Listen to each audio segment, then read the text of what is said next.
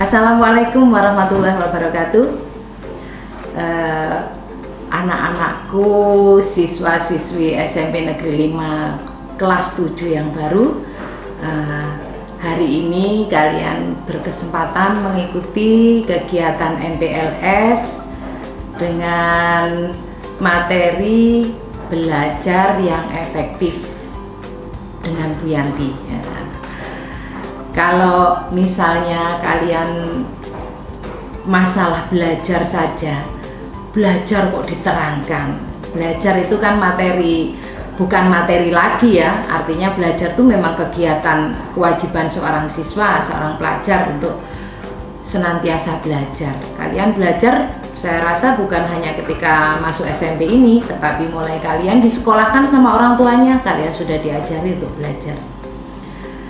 Kenapa harus diterangkan kembali lagi, ditegaskan kembali lagi tentang belajar efektif di SMP Negeri 5 ini? Karena beberapa anak itu belajarnya itu kurang maksimal. Jadi ada beberapa anak katanya udah belajar, kenyataannya hasilnya tidak seperti yang diharapkan. Kesalahan apa anak-anak? Ternyata begini, setelah ditelusuri, mereka itu belajarnya lebih banyak kepada kebutuhan sesaat. Artinya begini, ketika besok mau ulangan, malamnya baru belajar, sehingga materi yang misalnya ada sekian halaman atau dalam buku paket itu ada satu bab, itu harus diselesaikan, dibaca ulang dalam waktu satu malam. Bisa dibayangkan kan bagaimana kondisi otak kita yang sudah capek malam hari, waktunya istirahat, dibebani dengan belajar yang sekian banyak. Dari situ udah terlihat bahwa belajar kalian bukan belajar yang efektif. Nah, jadi kalau ingin belajar yang efektif, kalian itu nomor satu harus mempersiapkan dari awal bahwa ketika mendapatkan materi pelajaran, kalian itu harus mencatat. Apakah semua omongannya gurunya dicatat? Tidak perlu. Habis nanti bukumu kalau kamu mau nyatat itu pun tidak nutut nanti apa yang diomongkan guru kalau kamu catat semuanya. Kecuali kalau misalnya direkam, bisa jadi. Tapi menurut hemat saya, kalau kalian mau mengambil materi atau menyimpulkan materi itu sebaiknya dirangkum. Tulis poin-poin pentingnya. Apa yang disampaikan guru itu kadang tidak ada loh di buku paket. Kadang-kadang kalau ulangan dikeluarkan karena guru merasa bahwa sudah pernah menjelaskan materi itu. Nah, itu dicatat. Kamu bikin catatan ketika guru menerangkan itu sehingga kamu punya rangkuman sendiri. Nah, kalau sudah sampai di rumah, misalnya sudah pulang, jangan langsung ditumpuk buku ini. Sempatkan sebelum kamu istirahat, sempatkan dibaca ulang. Dengan membaca ulang tuh kalian sudah menambah loh di sini.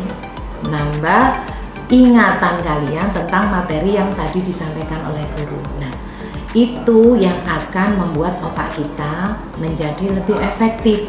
Ketika sewaktu-waktu kamu ajak untuk mengingat kembali, ketika mau ulangan misalnya, kamu diajak untuk mengingat kembali, itu otak yang tadi ikut merekam 2 kali itu tadi akan memunculkan lagi. Iya, saya ingat dulu waktu itu saya sudah membaca materi ini, saya masih ingat gurunya menyampaikan gayanya begini, misalnya seperti itu.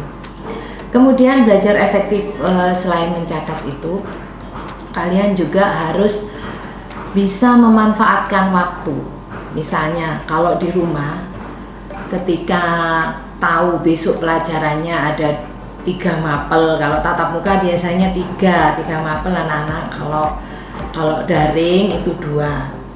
Malam hari ketika besok ada pelajaran itu disiapkan buku-bukunya. Jadi bukunya yang materinya untuk besok itu disiapkan. Dibaca anak-anak, apa yang mau disampaikan materi besok oleh guru, dibaca dulu.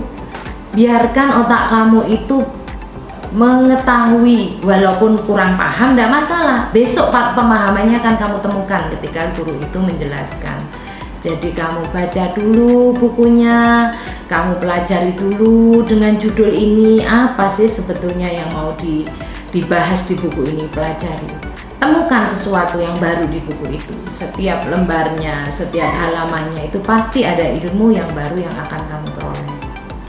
Dan itu kalian harus bisa memanfaatkan atau memanage waktunya. Misalnya setelah sholat isya kalian mau memulai belajar, kita mulailah jam 7 misalnya, jam 7 malam. Kamu sanggupnya belajar jam 7 malam sampai jam 9 misalnya, itu kan sudah 2 jam ya.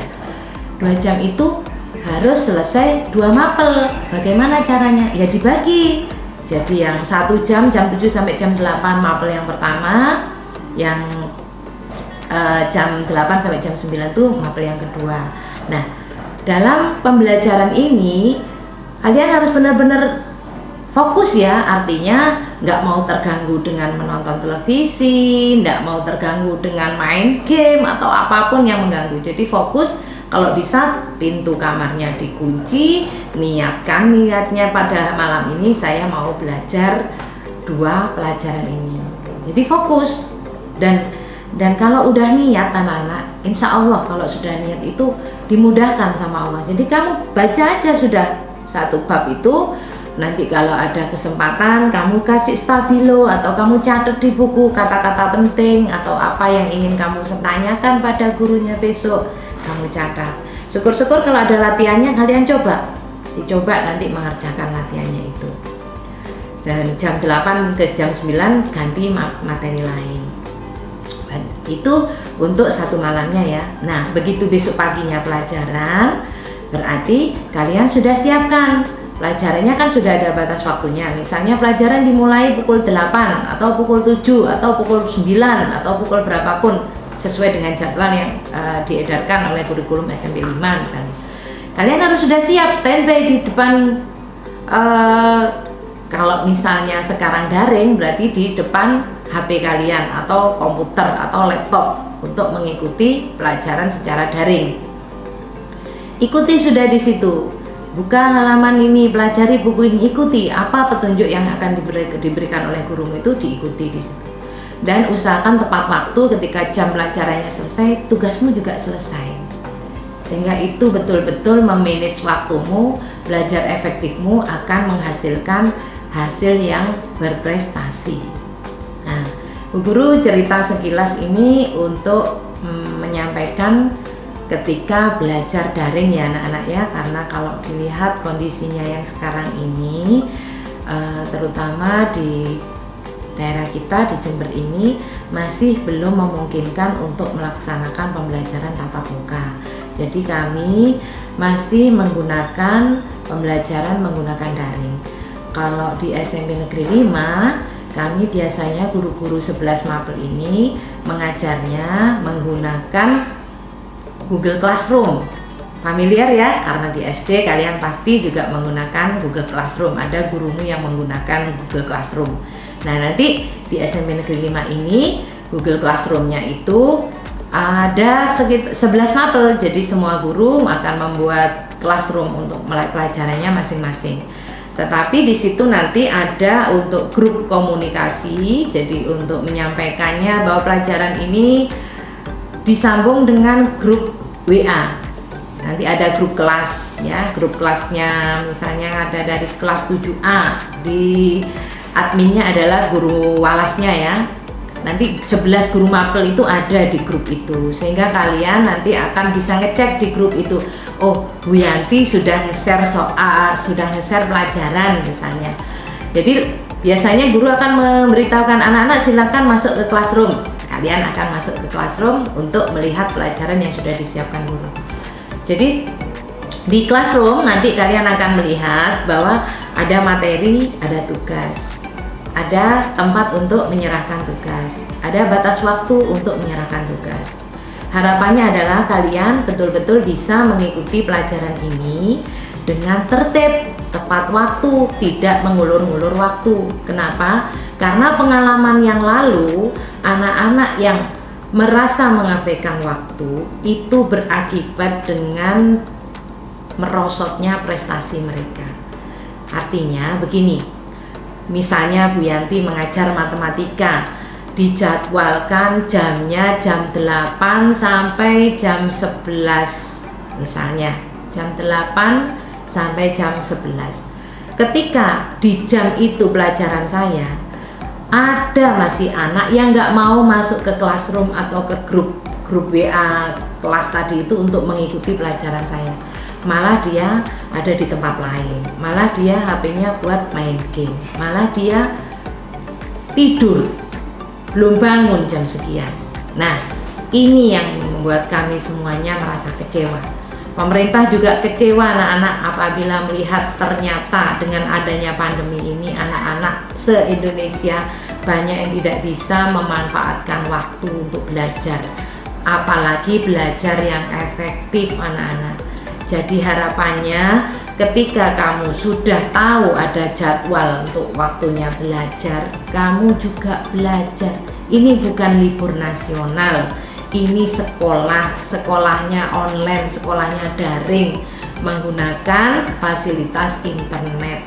Insya Allah semua wali murid sudah paham bahwa anak-anaknya belajar daring itu membutuhkan koneksi internet. Ada yang medianya menggunakan HP, ada yang laptop, ada yang komputer. Insya Allah semua wali murid sudah paham. Nah, yang menjadi berat itu kalau dari kalian muncul rasa malas, itu yang berat. Karena malas itu tidak bisa diobati dengan obat beli di apotek itu tidak ada. Malas itu obatnya adalah dari dalam dirinya sendiri. Adanya keyakinan bahwa saya kalau malas tidak akan berhasil. Kalau kamu yakin dengan berpedoman dengan kata seperti itu, insya Allah kalian bisa mengalahkan rasa malas itu. Paham ya anak-anak? Jadi selama kegiatan belajar di sekolah menggunakan daring atau menggunakan online, belajar efektifnya adalah seperti itu. Jadi jangan, ini dicatat ya, jangan kamu belajar ketika pagi waktunya pelajaran jam 8, misalnya pelajarannya Bu Yanti jam 8 waktunya matematika, ya pagi itu kalian baru mengeluarkan HP, baru menyalakan melihat di grup ada pengumumannya, baru kalian masuk ke classroomnya, baru kalian pegang bukunya, baru kalian mengikuti tugas-tugasnya. Nah, itu kurang efektif. Jadi efektif itu mulailah dari malam sebelum pelajaran besoknya dimulai. Silakan kalian buka dulu buku pelajarannya yang akan diajarkan besok. Jadi misalnya hari Senin ada 2 mapel, malam Senin kalian sudah siap dengan 2 buku itu di meja, sudah siap, sudah dibaca 2 buku itu di bab yang akan diterangkan, bab pertamanya, sehingga besoknya hari Seninnya kamu akan mudah sekali mengikuti pelajaran itu. Memang kalau melalui online anak-anak kita kesulitannya untuk komunikasi ya, untuk komunikasi misalnya mau ada pertanyaan apa yang akan saya nggak pahami, bagaimana caranya akan menyampaikan pada gurunya, itu bisa kalian tanyakan di grup kelas atau ditanyakan ke gurunya jika kalian memang sudah menyimpan nomor gurunya. Anak-anak, penting bagi kalian untuk menyimpan nomor guru kalian. 11 guru mapel juga wali kelasnya, penting bagi kalian untuk menyimpan nomor itu, termasuk nomor guru BK-nya ya. Karena bagaimanapun ketika kamu ada pertanyaan dan kamu tidak paham di pelajaran, kamu bisa japri atau menghubungi lewat WA pada guru yang bersangkutan. Syukur-syukur kalau kamu bisa menanyakan langsung di classroom, itu kan ada kolom komentar, atau di grup WA kelas itu nanti kamu tanyakan, Bu, misalnya Bu Yanti untuk pembelajaran hari ini saya kurang paham ini, nanti pasti ada respon dari gurunya, nanti kamu diarahkan seperti apa. Jadi penting sekali belajar dalam masa pandemi seperti ini, komunikasi. Jangan hanya satu arah, guru ngasih materi, kamu nggak ada pertanyaan, kamu langsung kirim jawaban misalnya, dan hasilnya, iya kalau hasilnya bagus, artinya sudah betul semua 100 nilainya, memuaskan bagi dirimu. Tetapi kalau nilainya hasilnya 0, kan rugi. Nah, untuk itu mari kita semuanya bisa pandai-pandai memanfaatkan waktu. Ingat, ini bukan libur, ini sekolah daring, sekolah selama pandemi, Sehingga bagi mereka yang masih niat sekolah di SMP Negeri 5, tolong perhatikan, nggak ada libur di tanggal-tanggal waktu tahun ajaran baru ini ya. Jadi masa MPLS ini adalah masa pengenalan lingkungan sekolah. Kalian harus paham bahwa ketika kamu sudah mencatatkan nama kalian itu sebagai siswa SMP Negeri 5, kalian harus mengikuti tata tertib aturan di SMP Negeri 5. Selamat belajar yang efektif ya anak-anak. Jika ada apa-apa, kalian bisa konsultasi pada wali kelasnya atau pada guru mapelnya atau pada siapapun guru yang kamu sudah kenal. Terima kasih anak-anak, mudah-mudahan bermanfaat apa yang Bu Guru sampaikan tentang belajar efektif. Jika ada salahnya Bu Guru mohon maaf. Saya akhiri, assalamualaikum warahmatullahi wabarakatuh.